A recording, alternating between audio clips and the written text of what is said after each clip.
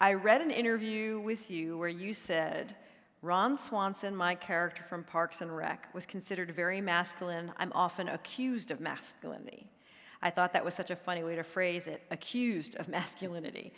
What did you learn about masculinity from playing Ron Swanson?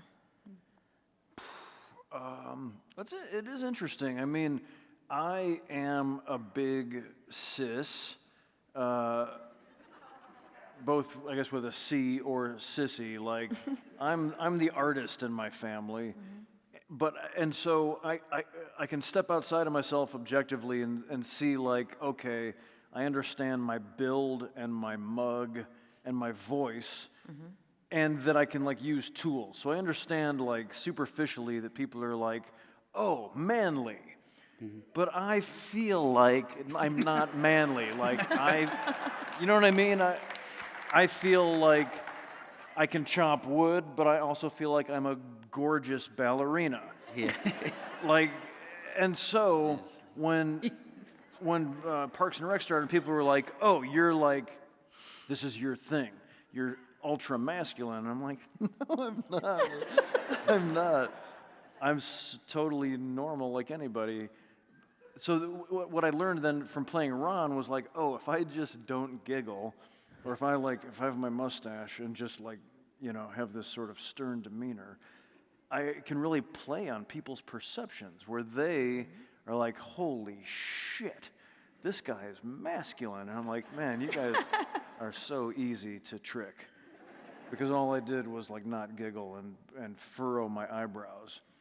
So I think what I learned, because people would then ask me a lot about masculinity, was that I had an opportunity to express my take on it, which was, I think it's something we should worry a lot less about.